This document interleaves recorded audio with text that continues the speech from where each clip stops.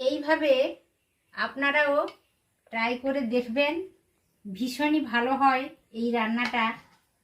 আমি এই রান্না আগেও খেয়েছি বন্ধুরা, আর আজ আমি আপনাদের সবার সাথে শেয়ার করলাম সেটা।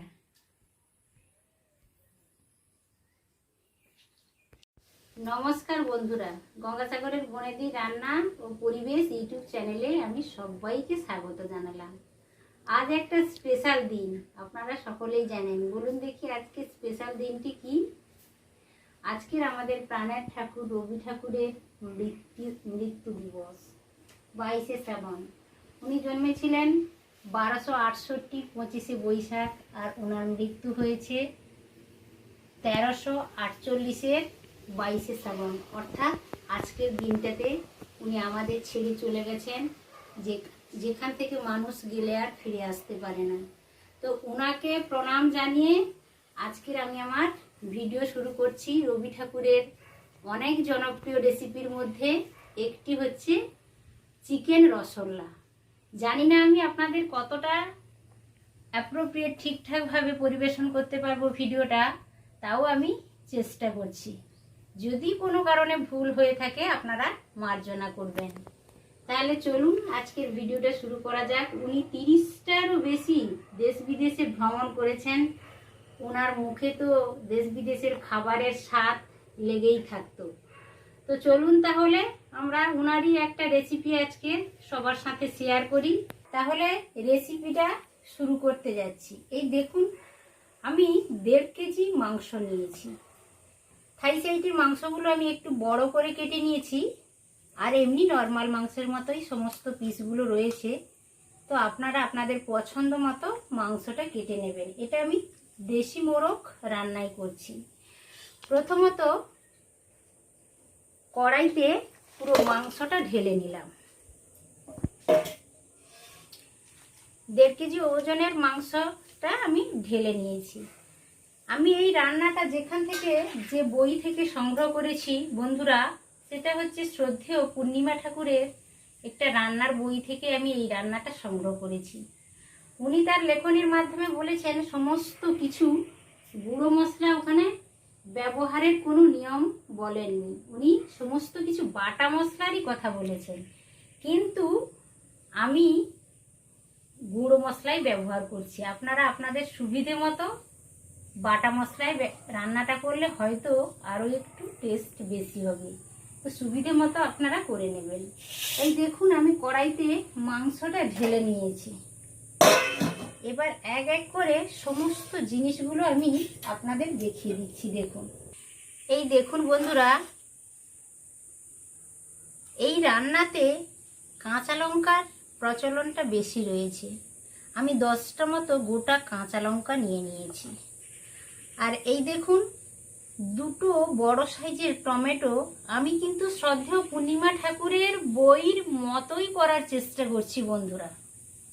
আপনারাও ওইভাবে করবেন, আশা করি ভালোই হবে। 2টো টমেটো স্লাইস করে এইভাবে লম্বা লম্বা করে কেটে নিয়েছি। আর এই দেখুন, ওখানে কাঁচা তেজপাতার ব্যবহার রয়েছে, তাই আমি 2টো কাঁচা তেজপাতা গাছ থেকে তুলে এনেছি। হয়ে গেল। এরপর দেখাচ্ছি, এই ছোট সাইজের পেঁয়াজ 4 টুকরো করে কেটে দেওয়া আছে ওখানে, সেইভাবে আমি কেটে নিয়েছি 5টা ছোট সাইজের পেঁয়াজ। আর দেখুন, 5 টেবিল চামচ মতো রসুন আমি বেটে নিয়েছি। আর এখানে আদা বাটাটা অনেকটাই বেশি রয়েছে। এখানে আদা বাটার কথা রয়েছে 1 কেজি মাংসতে 4 টেবিল চামচ আদা বাটার কথা। যেহেতু আমি 1.5 কেজি ওজনের মাংস নিয়েছি, তাহলে দাঁড়ালো 6 টেবিল চামচ আদা বাটা নিতে হবে। তো প্রয়োজন মতো আমি দিয়ে দেব। আর ওখানে রয়েছে 1 কেজি মাংসতে 2 টেবিল চামচ ধনে বাটা, 2 টেবিল চামচ জিরে বাটা। তো আমি যেহেতু 1.5 কেজি ওজনের করছি, তাই সমস্ত কিছু ধনে বাটা আর জিরে বাটা 3 টেবিল চামচ করে নিয়ে নিয়েছি। তো এই পর্যন্ত হয়ে গেল। আর এই দেখুন, যতটা মাংসে পেঁয়াজের ব্যবহার রয়েছে ওখানে, সেখানে হাফ পেঁয়াজ এইভাবে কেটে নেওয়া রয়েছে, আর হাফ পেঁয়াজ এইভাবে ছোট ছোট করে কাটা রয়েছে। তো সেইভাবে আমি ছোট ছোট করে কেটে নিয়েছি। আর এই দেখুন, ওখানে রয়েছে শ্রদ্ধেয় পূর্ণিমা ঠাকুরের লেখনের মাধ্যমে আমরা রান্নার বইতে জানতে পারি কি ওখানে 1 কেজি মাংসতে 3 টেবিল চামচ টক দইয়ের ব্যবহার রয়েছে। আমি যেহেতু একটু বেশিই মাংস নিয়েছি তাই পরিমাণে 4 টেবিল চামচেরও একটু বেশি আমি নিয়েছি টক দই। এই মাপগুলো কিন্তু আপনারা একটু বুঝে নেওয়ার চেষ্টা করবেন, তাহলে রেসিপিটা আশা করি সকলের কাছে। বন্ধুরা, প্রথমত তরকারিতে আমি স্বাদ মতো লবণ দিয়ে দিচ্ছি, পরে যদি প্রয়োজন হয় তাহলে একটু চেক করে নেব। প্রথমত আমি লবণটা দিয়ে দিলাম। এরপরের স্টেপ হচ্ছে হলুদ দিয়ে দিচ্ছি, প্রয়োজন মতো হলুদ দিয়ে দিলাম, 2 টেবিল চামচ হলুদ। আর ঝালের জন্য যেহেতু আমি 10টা কাঁচা লঙ্কা ব্যবহার করব গোটা, তো আমি মোটামুটি 2 টেবিল চামচ ঝালের জন্য লঙ্কা গুঁড়ো দিলাম। আপনারা একটু বাড়িয়ে নিতে পারেন কিংবা একটু কমিয়েও নিতে পারেন। কালারের জন্য 1 টেবিল চামচ কাশ্মীরি রেড চিলি পাউডার ব্যবহার করলাম। মোটামুটি অনেকগুলো মশলা আমার দেওয়া হয়ে গেছে। এবার আমি 3 টেবিল চামচ ধনে গুঁড়ো ব্যবহার করলাম, 3 টেবিল চামচ জিরে গুঁড়ো ব্যবহার করলাম, 6 টেবিল চামচ, আমি আগেই বলেছি 6 টেবিল চামচ আমি রসুন বাটা দিলাম।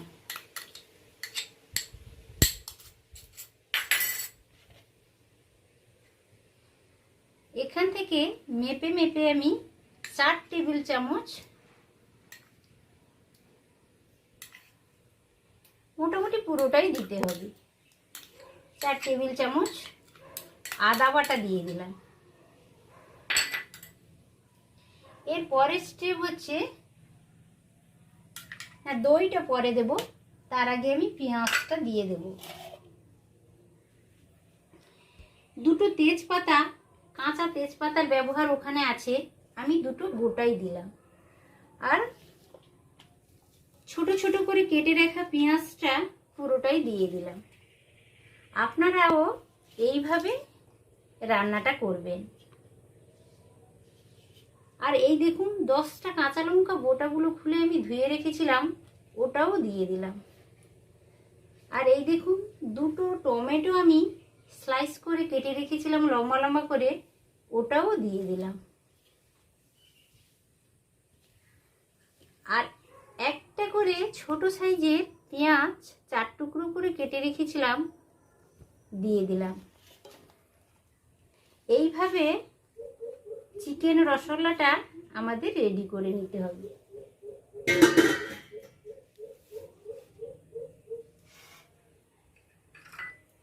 এবার আমি ফেটানো টক দইটা ব্যবহার করব। টক দই আমি আগেও বলেছি, টক দইটা ব্যবহার করার আগে অন্তত 1-2 ঘন্টা আগে ফ্রিজ থেকে বের করে রুম টেম্পারেচারে রাখবেন, এবং টক দই যে রেসিপিতে আপনারা ব্যবহার করবেন সেটা কিন্তু ফেটিয়ে নিয়ে ব্যবহার করবেন, নাহলে অনেক সময় ছানা কাটা হয়ে যায়। পুরো দইটা আমি দিয়ে দিলাম। এই দেখুন, 3টা আলু আমি ডুমু ডুমু করে, একটা আলু 4 টুকরো করে কেটে রেখেছিলাম, আলুও দিয়ে দিচ্ছি।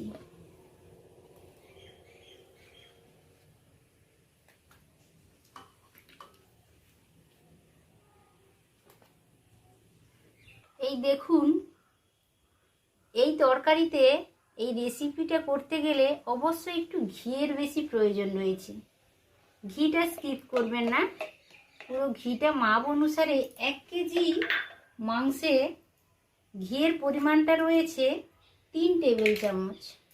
আমি যেহেতু নিয়েছি 1.5 কেজি মাংস, তাই একটু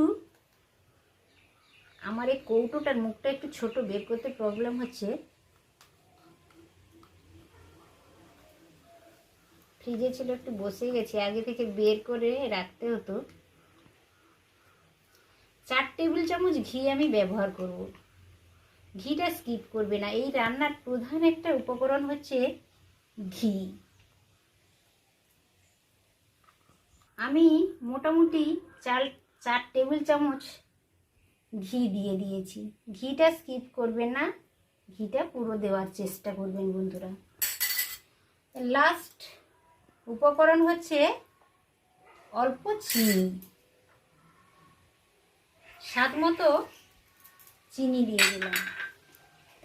আর সর্বশেষ যেটা আমি দেব সেটা হচ্ছে 100 গ্রাম, 1.5 কেজি মাংসের রান্নার জন্য আমি 100 গ্রাম সরষা তেল ব্যবহার করলাম। আপনারা চাইলে আরও একটু ব্যবহার করতে পারেন, কোনো অসুবিধে নেই, ওখানে তেলের কথাটা সেইভাবে কিছু লেখা নেই। এবার সমস্ত উপকরণগুলো আমি ভালো করে মাখিয়ে নেব।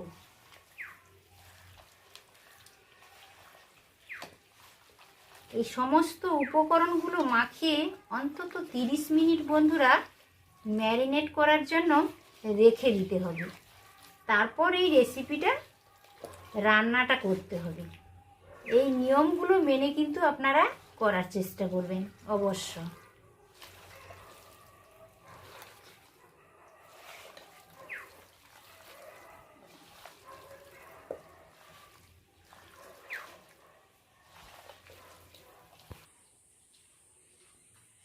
এই দেখুন বন্ধুরা, আমি বেশ ভালো করে মাংসটা একেবারে ম্যারিনেট করে নিয়েছি, সমস্ত কিছু মশলা মাখিয়ে। এই ম্যারিনেট করাটাই হচ্ছে আসল বিষয় এই মাংস রান্নার। তো সমস্ত কিছু মাখিয়ে ভালোভাবে আমি রেডি করে নিয়েছি। এটা একটা ঢাকনা চাপিয়ে আমি রেখে দেব পুরো 30 মিনিট।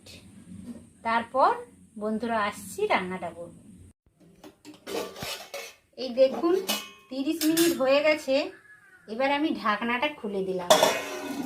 বেশ মাংস থেকে একটা সুন্দর সুঘ্রাণও চলে আসছে বন্ধুরা। এই পর্যায়ে কড়াইটা আমি উনানে বসিয়ে দিলাম। এই রান্নাতে পূর্ণিমা ঠাকুর লিখেছেন তার রান্নার বইতে, এই রান্নাতে জলের কোনো ব্যবহার নেই।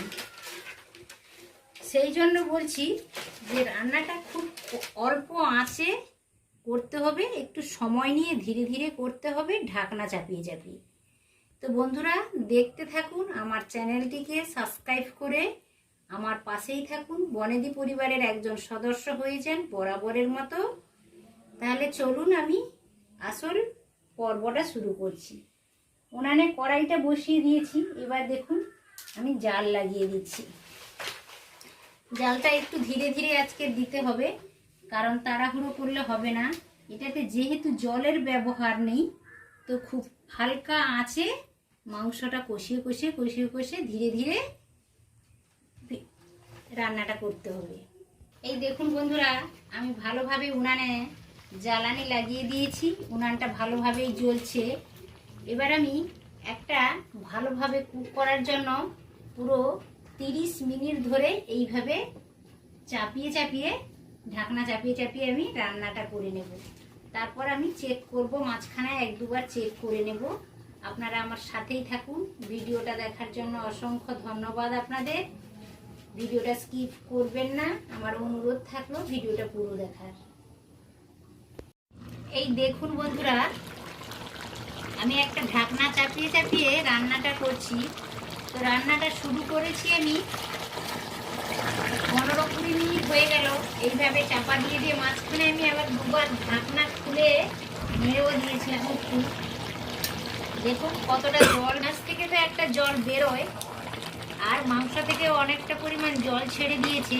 এইভাবে হালকা আঁচে আমি প্রথমত একটু আমি বেশি জাল দিয়েছিলাম, এখন আবার নিচে হয়তো বসে যেতে পারে এই কথা ভেবে আমি আঁচটা একটু কমিয়ে দিয়েছি।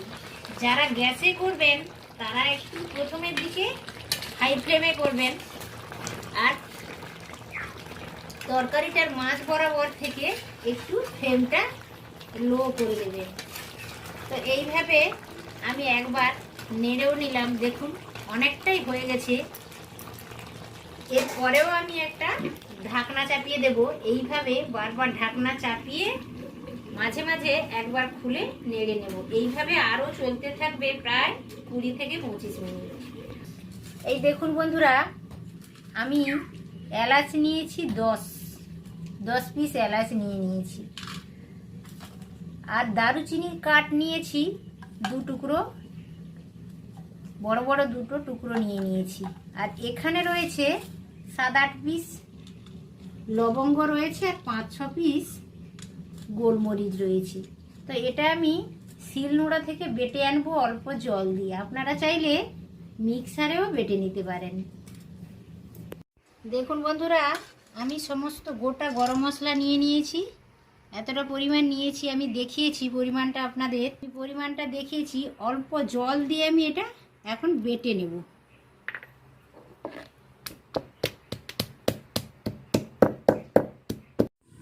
এই দেখুন বন্ধুরা, মাংস প্রায় কমপ্লিট হয়ে গেছে, একেবারে খাওয়ার মতো রেডি হয়ে গেছে। কালারটাও দারুণ এসেছে, একটা দারুণ স্মেলও বেরোচ্ছে মাংস থেকে। এই পর্যায়ে আলুটা ভালোভাবে দেখুন কুক হয়ে গেছে। আমি কিন্তু আজ মাংসের জল ব্যবহার করলাম না। শ্রদ্ধেয় পূর্ণিমা ঠাকুরের লেখনীতে জল ব্যবহারের কোনো নিয়ম নেই, তাই আমিও জল ব্যবহার করলাম না। বন্ধুরা, এইভাবে একবার হলেও আপনারা ট্রাই করে দেখবেন, আশা করি সবারই ভালো লাগবে। এই পর্যায়ে আমি গরম মশলাটা দিয়ে দেব। আমি কিন্তু কাঁচা গরম মশলা সমস্ত কিছু বেটে এনেছি, অন্যান্য মশলাগুলো আমি বেটে দিতে পারিনি, কিন্তু গরম মশলাটা বেটেই আনলাম। আপনারাও বেটে দেওয়ার চেষ্টা করবেন, খুবই ভালো লাগবে। তো এইটা ভালো করে মিশিয়ে নেব। রবীন্দ্রনাথ, বন্ধুরা, রবীন্দ্রনাথ ঠাকুর সম্পর্কে আমরা কতটুকু জানি? রবীন্দ্রনাথ আমি বিভিন্ন লেখনীতে পড়েছি, উনি ভীষণ খাদ্যরসিক ছিলেন। দেশ বিদেশে উনি যেতেন, আর বিখ্যাত পরিবারেও ওনার জন্মগ্রহণ করেছিলেন। উনি বাংলাদেশের মানুষ ছিলেন, তো ওনার পূর্বপুরুষ বাংলাদেশে থাকতেন। ওনার জন্ম জোড়াসাঁকোতে। তো ওনাদের খাদ্যের তো প্রচুর গুণাগুণ রয়েছে, আপনারা তো বুঝতেই পারছেন। একেবারে সার্ভ করার মতো রেডি হয়ে গেছে। এই পর্যায়ে আমি নামিয়ে নেব। দেখুন বন্ধুরা, চিকেন রসগোল্লাটা একেবারে খাওয়ার মতো রেডি হয়ে গেছে। আমি এখন সার্ভ করব। দেখুন, আমি একটা কাঁসার থালাতে কিছুটা পরিমাণ ভাত নিয়ে চলে এসেছি। এবার প্রথমত আমাদের বাড়ির পাতিলেবু 2টো দিয়ে আমি এক সাইডে রেখে দিলাম থালা, একটা কাঁচা লঙ্কা রেখে দিলাম। তারপর লম্বা লম্বা স্লাইস করে কেটে নিয়েছি শসা কুচি, 3 কুচি দিয়ে দিলাম। এরপর যেটা আমি দেব সেটা হচ্ছে মাংস। রবীন্দ্রনাথের প্রিয় চিকেনের মধ্যে একটি আমি আজ আপনাদের সাথে শেয়ার করলাম। ঠাকুর বাড়ির বিভিন্ন রান্না আমার চ্যানেলে আরও আছে, আপনারা ওখান থেকেও দেখে নিতে পারেন।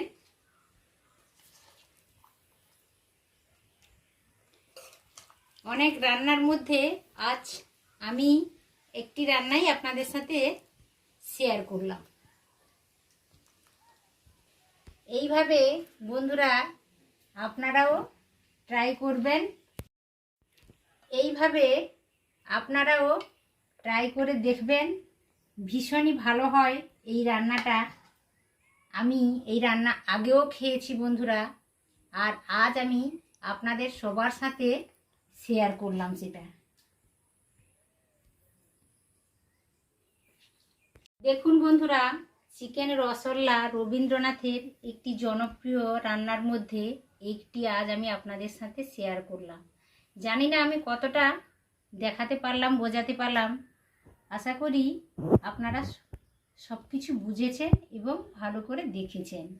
ভিডিওটা পুরো দেখার জন্য আপনাদের সবাইকে আমি ধন্যবাদ জানালাম। আমার চ্যানেলের নতুন বন্ধু, পুরনো বন্ধু সবাইকে আমি ধন্যবাদ জানালাম। আমার চ্যানেলকে অতি অবশ্য আপনারা ভিডিওটা যদি ভালো লেগে থাকে সাবস্ক্রাইব করে রাখবেন বরাবরের মতো। আর ভিডিওটি ভালো লাগলে অবশ্য ভিডিওতে একটি লাইক দেবেন আর কমেন্টের মাধ্যমে আমাকে জানাবেন ভিডিওটা কেমন হয়েছে। আশা করি ভিডিওটা সকলের ভালো লেগেছে। ভালো লাগলে চ্যানেলটিকে অবশ্য সাবস্ক্রাইব করবেন আর লাইক শেয়ার করতে একেবারেই ভুলবেন না। এইভাবে গ্রাম্য পরিবেশে বিভিন্ন ধরনের ভিডিও পাওয়ার জন্য আপনাদের একটি কমেন্ট আর একটি লাইক আমাকে নতুন ভিডিও বানানোর উৎসাহ যোগায়। তাহলে আজ এই পর্যন্ত। সবাইকে ভালোবাসা শুভেচ্ছা জানালাম আর শ্রদ্ধেয় পূর্ণিমা ঠাকুর এবং রবীন্দ্রনাথকে আমার সশ্রদ্ধ প্রণাম জানালাম। আজকের মৃত্যুদিন ওনার। তো ভিডিওটা আমি এখানেই শেষ করছি। আবারও দেখা হবে অন্য কোনো রান্নার সাথে। তত সময় আপনারা সকলে সুস্থ থাকুন, ভালো খান। নমস্কার আনতে শেষ করলাম।